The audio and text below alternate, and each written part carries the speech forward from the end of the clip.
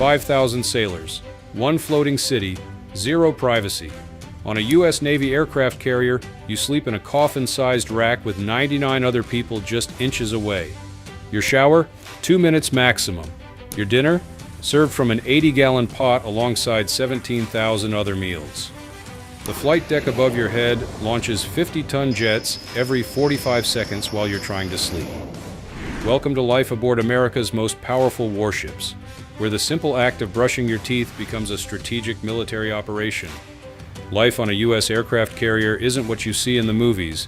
These floating fortresses are technological marvels, but the daily reality for the brave men and women serving aboard them would shock most Americans. Today we're pulling back the curtain on the incredible, sometimes bizarre ways sailors eat, sleep, and stay clean while living on these massive warships for months at a time. If you've ever wondered what it really takes to serve on these incredible ships, drop a comment below and let us know your thoughts. Let's start with something most people never think about. Where do 5,000 sailors sleep when you're stuck in the middle of the ocean?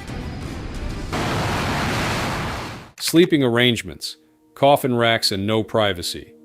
The berthing compartments on aircraft carriers are nothing like any bedroom you've ever seen. Picture a space roughly the size of a large classroom, packed wall to wall with bunks stacked 3 levels high. These aren't comfortable beds. Sailors call them racks, and the nickname coffin lockers tells you everything you need to know. Each rack measures exactly 72 inches long and 26 inches wide. That's 6 feet by just over 2 feet. The mattress? A measly 3 inches thick. But here's the really crazy part.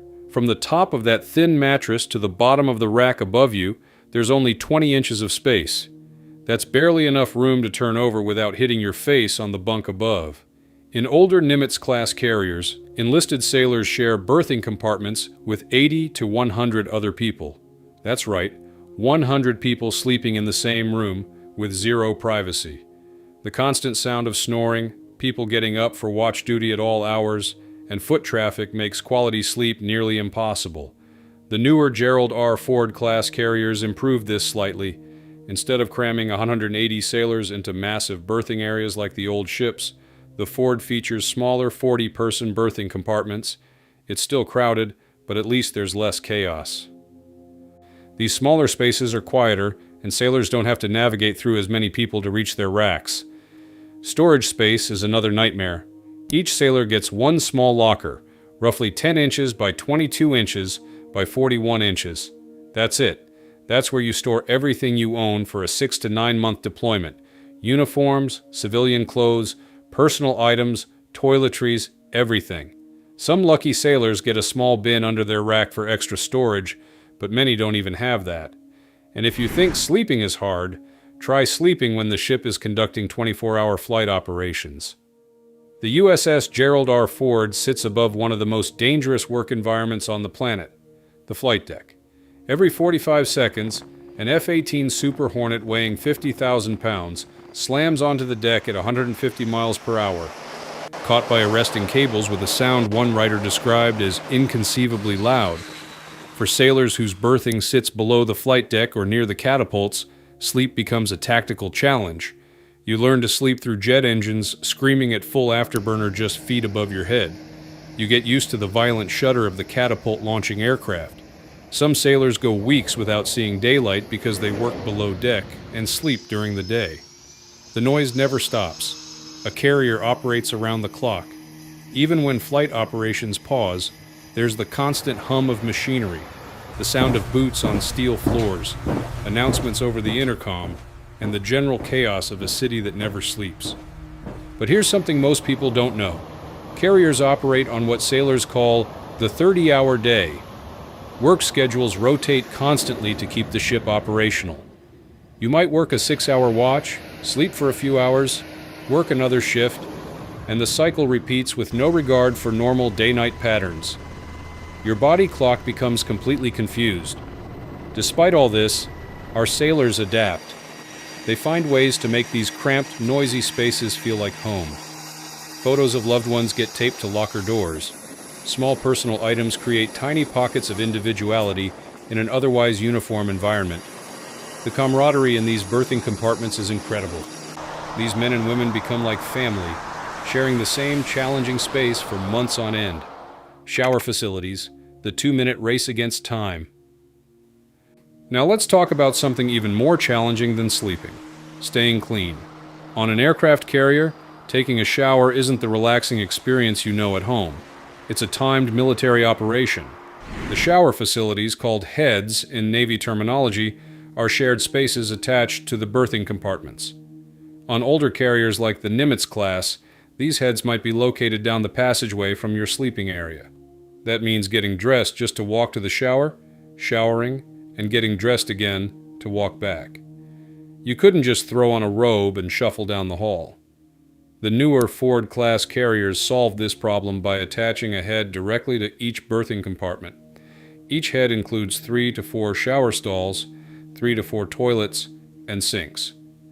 Sounds reasonable until you remember that 40 to 100 people share these facilities. Here's where it gets really interesting: the famous Navy shower.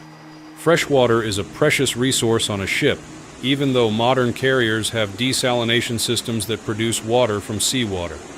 With thousands of people aboard, water conservation is critical.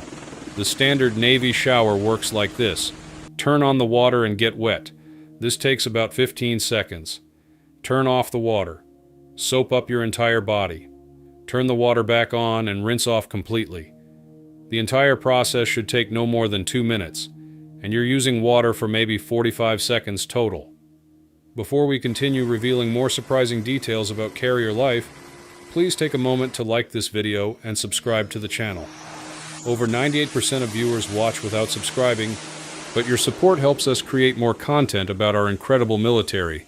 It costs nothing but means everything. This 2-minute shower becomes a race. Sailors develop techniques to maximize efficiency. Some wash their hair while rinsing their body.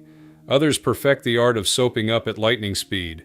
And when 40 people need to shower before the next watch rotation, you better believe there's an unspoken pressure to move fast. The shower stalls themselves are barely big enough to stand in. They're separated by metal panels, and privacy is minimal. You learn to shower with shower shoes or flip-flops because athlete's foot spreads fast in these shared spaces. The Ford-class carriers feature gender-neutral bathrooms, a design choice that created some controversy but offers practical benefits. Since the bathrooms can be designated for either men or women depending on who's assigned to that berthing area, it gives the Navy flexibility when crew assignments change. However, this meant removing all urinals, which take up less space than toilets. Some sailors joke that this decision caused more problems than it solved. Speaking of problems, the toilet systems on modern carriers have become notorious. The newer ships use vacuum-powered septic systems similar to airplane toilets. These systems are supposed to be more efficient, but they've caused major headaches. The USS George H.W. Bush had terrible toilet problems on its maiden deployment. The USS Gerald R. Ford has experienced frequent clogs, sometimes affecting multiple zones of the ship at once. During a 2025 deployment, sailors on the Ford dealt with overflowing toilets so frequently that some berthing areas had sewage on the floor that had to be mopped up. Imagine dealing with that after a 12-hour shift. The Navy blames sailors for flushing unauthorized items, but critics point out that these multi-billion-dollar ships shouldn't have plumbing systems that fail this often. When the toilets fail, sailors get creative. Some resort to using sinks. Others have admitted to using bottles and disposing of them overboard. Female sailors have developed health problems from holding it too long when facilities are out of order. It's not glamorous, but it's the reality of life at sea. The head also serves as a social space in strange ways. Sailors brush their teeth together, share grooming tips, and catch up on ship gossip while waiting for shower stalls to open up. It becomes a routine part of the daily rhythm. One sailor described it perfectly. You have no privacy on a carrier. You learn to be comfortable being uncomfortable. Eating. Feeding a floating city. If sleeping and showering are challenges, feeding 5,000 hungry sailors 3 meals a day is a logistical miracle.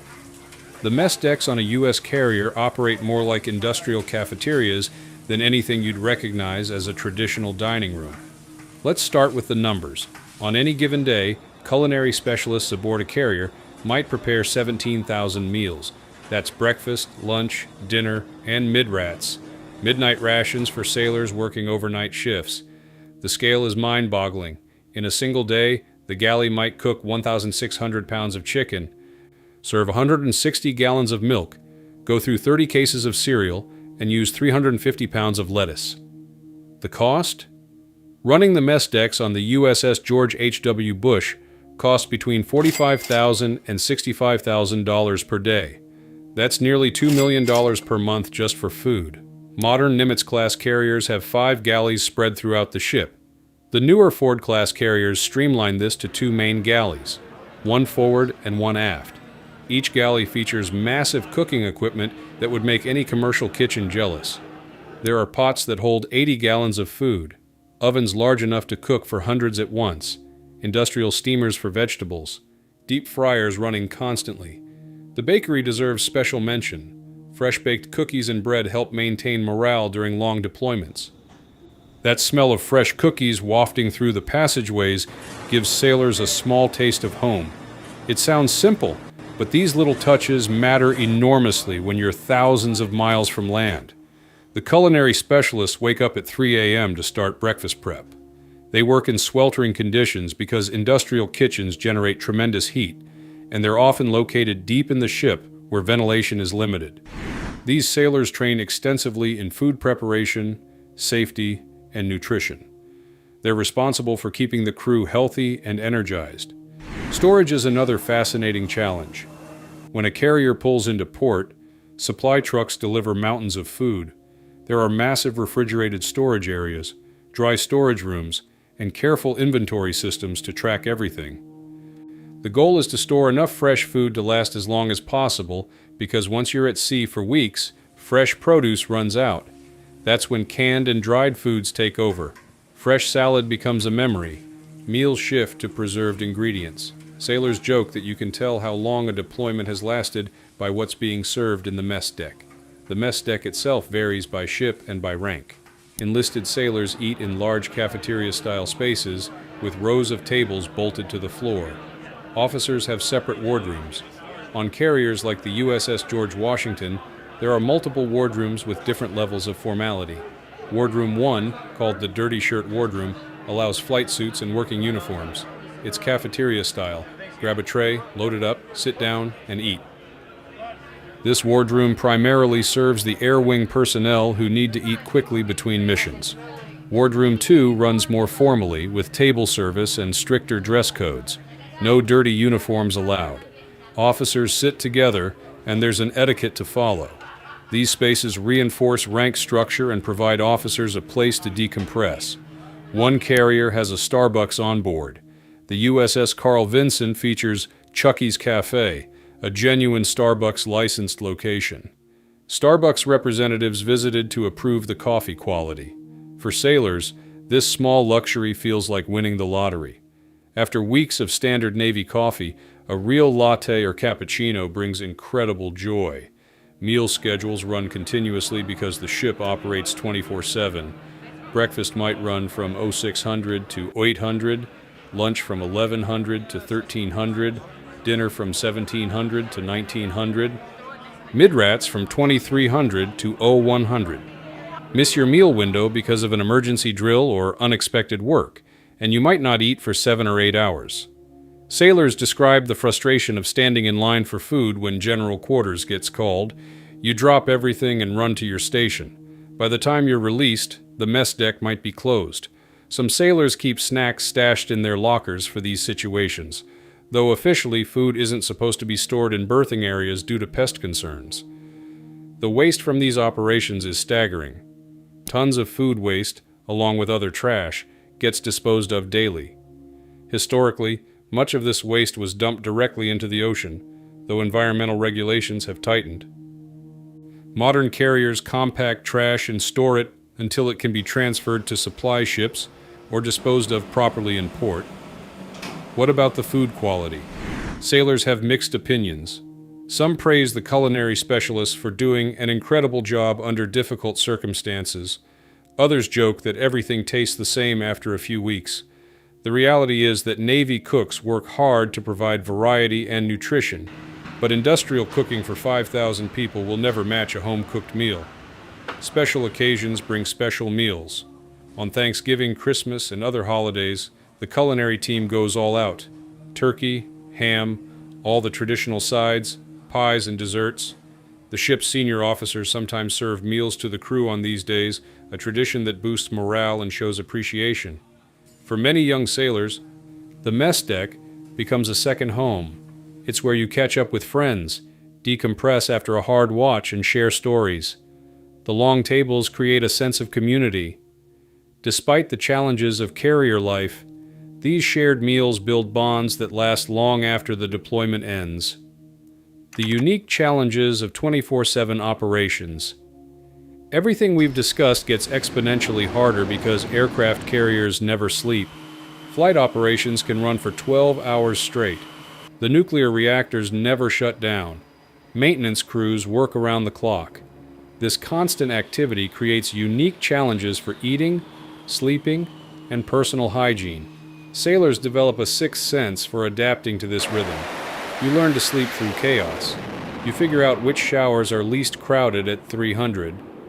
You memorize the mess deck schedule and plan your day around meal times. The phrase, "there's no privacy on a carrier," echoes through every aspect of daily life. You're never truly alone. Even in the rare moments when you find a quiet sponson or corner of the ship, you're still sharing space with 4,199 other people. That psychological pressure adds up during long deployments. Yet, our sailors handle it with grace and humor. They find joy in small victories. A hot shower when you expected cold water, fresh cookies in the bakery, a rare quiet moment on Vulture's Row watching the sunset. These men and women develop resilience that civilians can barely imagine. The older generation of Americans understands this sacrifice. They remember when military service meant hardship and discomfort. They appreciate that these young sailors volunteer for this life, knowing full well what they're signing up for. That respect and gratitude drive support for our Navy. Modern carriers like the Ford class have made improvements. Smaller berthing areas reduce noise. Attached bathrooms increase convenience. Better gyms and lounges provide quality of life upgrades. Wi-Fi-enabled spaces let sailors stay connected with family. The Navy has learned that taking care of sailors' basic needs improves retention and combat readiness. But make no mistake, life on a carrier remains demanding. The confined spaces, the constant noise, the lack of privacy, the separation from loved ones for months at a time, these challenges test even the toughest individuals. Conclusion. The next time you see an aircraft carrier in the news, launching jets over some distant ocean, remember what we've covered today. Behind that impressive display of American power are 5,000 sailors living in conditions most of us couldn't handle for a week. They sleep in racks the size of coffins, shower in 2 minutes flat, and eat meals prepared in 80-gallon pots. These incredible men and women adapt to challenges that would break most people. They do it willingly, proudly serving their country aboard some of the most advanced warships ever built. That deserves our deepest respect and gratitude. The crazy ways crews eat, shower, and sleep on U.S. carriers aren't just interesting facts. They're testaments to the dedication and resilience of American sailors. They prove that the strength of our Navy isn't just in its technology, but in the character of the people who serve. If this video gave you a new appreciation for our sailors, please hit that like button and subscribe for more content honoring our military. These stories need to be told, and your support helps us keep telling them. Fair winds and following seas to all who serve.